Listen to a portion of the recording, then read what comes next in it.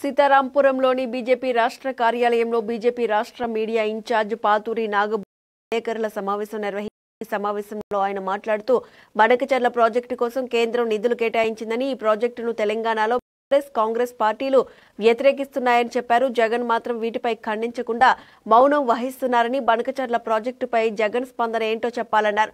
పోలవరం నుంచి వచ్చే ముల్లపల్లి మీదుగా నల్లమల వైపు నీళ్లు తీసుకువెళ్లి అక్కడ ప్రాంత ప్రజలకి ఉపయోగపడేది ప్రాజెక్టు బనకచర్ల అని అన్నారు. సముద్రంలో కలిసి వృధా చేయకుండా ప్రాజెక్టు ఎంతో మందికి ఉపయోగపడనుందన్నారు. ప్రకాశం, నెల్లూరు ఇలా అనేక ప్రాంత ప్రజలకి తాగు సమస్య లేకుండా ఎంతగానో ఉపయోగపడుతుందన్నారు.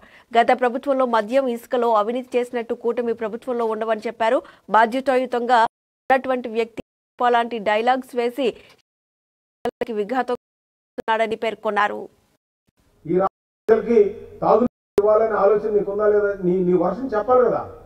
ఒక పక్కన అక్కడ కాంగ్రెస్ పార్టీ అక్కడ ఉన్నటువంటి బీఆర్ చేస్తావు, ఇక్కడేమో నువ్వేమో నిమ్మకి నీరెత్తినట్లుగా కూర్చున్నావు. ఈ రోజున టీడీపీ అవ్వచ్చు, బీజేపీ అవ్వచ్చు, జనసేన అవ్వచ్చు, ఆ ప్రాజెక్టు మేము ముందుకు తీసుకెళ్తున్నామంటే నువ్వు మాట్లాడాలని బాధ్యత నీకు లేదని అడుగుతూ ఉన్నాను.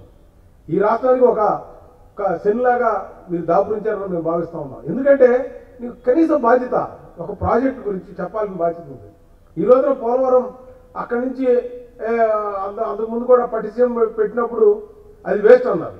మరి 2019 నుంచి 24 సార్లు 3 సార్లు మీరు అదే కాలం నుంచి నీళ్లు వాడారు.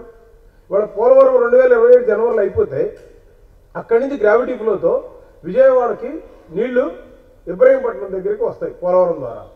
దాంట్లో వచ్చిన నీళ్ళని మరి 6 లిఫ్ట్ల ద్వారా అక్కడి నుంచి మన బొల్లాపల్లికి వెళ్తాం జరుగుతుంది.